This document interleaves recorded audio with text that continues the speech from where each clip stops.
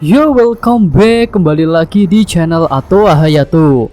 Bagaimana kabar nakama sekalian? Semoga selalu baik-baik saja.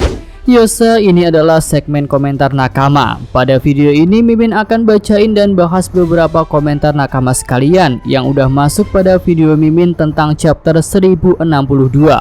Dan tanpa basa-basi lagi, langsung aja kita masuk ke komentar yang pertama. Ini dari Priyono. Mudah-mudahan Franky juga terkoneksi dengan Vega karena masa kecilnya udah cerdas dan belum jelas siapa orang tuanya sama seperti Zoro. Ya, memang sih belum terungkap dari mana Franky bisa belajar tentang ilmu cyborg, dan bisa jadi itu ada hubungannya dengan Vegapunk. Lanjut lagi dari Gugun Wirjawan. Vegapunk main dua kaki. Di satu sisi dia kasih kontribusi ke WG, di satu sisi yang lain dia kasih kontribusi ke RA. Dia main aman, tapi dia sepertinya orang yang baik. Mungkin dia juga ingin tahu tentang rahasia dunia. Dia berbohong tentang buah buatan cloning dari Kaido dan menyembunyikannya di Panghazard, berharap seseorang bisa mendapatkannya. Iya, untuk Vegapunk memang terlihat tidak memihak kepada salah satu kubu secara penuh, dan sangat mungkin sebagai ilmuwan yang cerdas, Vegapunk juga punya tujuan atau sebuah impian sendiri. Lanjut lagi dari Muhammad Haikal. Vegapunk berkhianat selepas mengetahui Joy Boy udah bangkit setelah melihat poster Luffy. Wah, mungkin nih jika Vegapunk adalah salah satu orang yang juga menunggu kemunculan Nika. Oke, lanjut dari Mi Visioner. Pulau Vegapunk itu sekarang dalam teritorial WG dalam tanggung jawab Sword dan pasukan G14 kan. Ini kayaknya bakalan merubah peta kekuasaan, yang artinya Luffy bakalan menguasai tempat itu dan melindunginya. Apalagi yang kita tahu Sword, Tashiki, dan Smoker, begitupun anak buahnya udah tahu bajak laut SHP seperti hutang budi di Panghazard. Ya, kalau Yonko Luffy mau melindungi Vegapunk memang harus menjadikan pulau itu sebagai salah satu wilayah kekuasaannya. Ya, seperti Wano ya. Dan nanti berarti akan ada bendera topi jerami yang berkibar di Pulau Egghead. Mantap. Lanjut dari M. Jarmawan Sugiarta. Warisan Vegapunk akan masuk ke Franky, dan apesnya pemerintah dunia ingin membunuh Vegapunk, dan di sana Yonko SHP berada. CP0 babak belur kali ini. Wak. Iya, kayaknya CP0 juga belum tahu ya kalau bajak laut topi jerami ada di Pulau Egghead, dan mungkin akan terjadi rematch antara Luffy versus Lucci. Lanjut lagi dari Mukhlas Saputra. Bakal ada bentrokan antara CP0 dan kru Yonko topi jerami, soalnya CP0 sudah mulai bergerak. Ya, bisa jadi CP0 nanti akan menjadi salah satu musuh utama di arc Egghead ini. Tapi kayaknya kurang seru sih jika cuma Lucci, Kaku, dan Stacy aja yang muncul. Mudah-mudahan semua CP0 akan turun tangan. Oke, lanjut dari Happy Toys. Kalian jangan berharap Vegapunk itu wanita cantik. Ntar Vegapunk wajahnya sama kayak Raizo. Kuak. Ya, bocoran dari Fujitara sih Vegapunk itu pria tua ya. Kalau tampangnya sih mungkin juga bakalan kocak.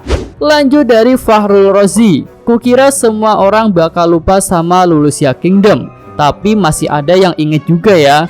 Iya sih, berarti itu kan Im Sama tidak punya kekuatan untuk menghapus ingatan tentang kerajaan Lulusia. Atau mungkin juga hanya orang-orang lemah saja yang bisa dibuat lupa. Lanjut dari Om J. Intinya ada buah ibis ke masa depan, tentu juga ada buah ibis ke masa lalu. Vegapunk adalah Franky masa depan yang memakan buah ibis ke masa lalu, dan Franky itu adalah cyborg yang diciptakan oleh Vegapunk. Wah, jika bicara tentang konsep penjelajahan waktu memang kelihatan ribet ya. Tapi ya kita tunggu aja, apakah akan ada kemampuan untuk kembali ke masa lalu ataukah tidak. Oke, lanjut dari Tina Bugadi. Karo ngopi. Begitulah world government, habis manis sepah dibuang. Ya, setelah teknologi dari Vegapunk dianggap sempurna, maka saatnya untuk menyingkirkan Vegapunk. Lanjut dari Renaldo Gorba. Surga untuk Kid kalau kesini nih, bisa jadi monster dia. Wah, iya ya bang, banyak besi-besi robot dengan kualitas super ada di Egghead, dan hal itu tentu bisa digunakan oleh Kid. Mantap. Lanjut lagi dari Gak Mau Terkenal. Gak ada artinya lawan Kaido sang makhluk terkuat. Seharusnya setelah lawan Kaido, alur cerita gak lagi Luffy yang selalu kalah di awal. Bangkit, kalah lagi, bangkit lagi, hampir kalah, terus menang. Iya, tapi seperti yang Mimin bilang sih, di chapter lalu itu kan cuma scene komedi ya, yang Luffy bonyok dihajar Cyborg Punk 06. Karena setelah itu kan Luffy bisa langsung bangkit dan bisa makan lagi tanpa luka-luka. Lanjut lagi dari Muhizal.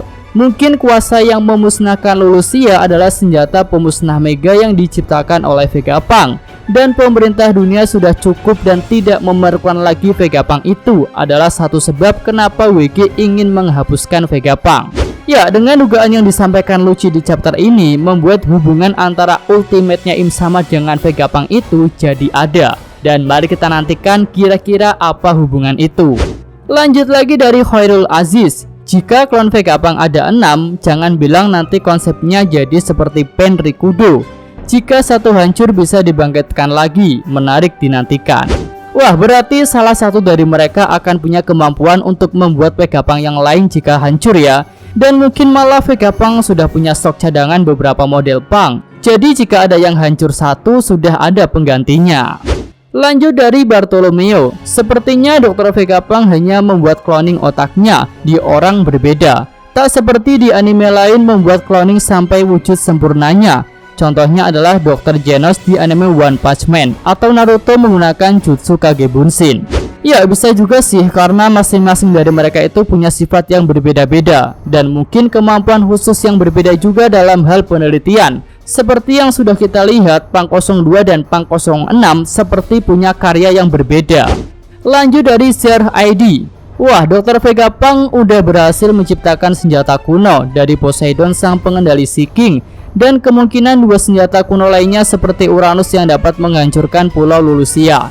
Dan kemungkinan CP0 kemarin ke Wano mau cari tahu informasi tentang Pluton. Karena Dr. Vegapunk lagi membuat objek tiruan dari Pluton itu. Cuma sebatas teori aja sih. Wah, ngeri banget sih jika Dr. Vegapunk itu bisa membuat tiruan dari senjata kuno. Tapi harusnya barang KW akan tetap kalah sama barang orinya kan.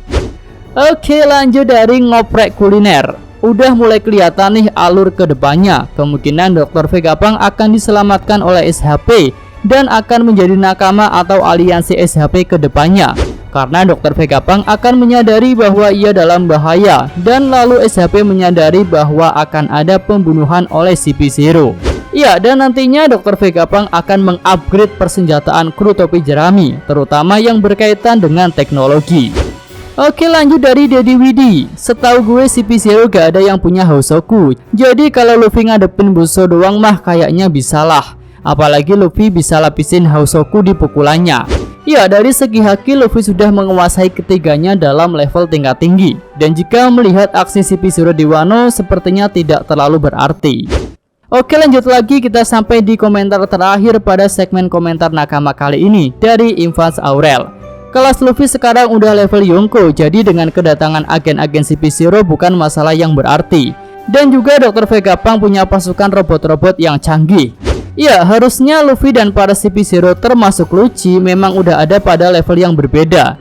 Dan akan terlihat kurang epik jika Luffy dan Lucci bertarung seimbang. Apalagi jika Luffy sudah berubah menjadi Nika. Dan tentu sangat mungkin juga Vegapunk punya robot canggih untuk melindungi dirinya.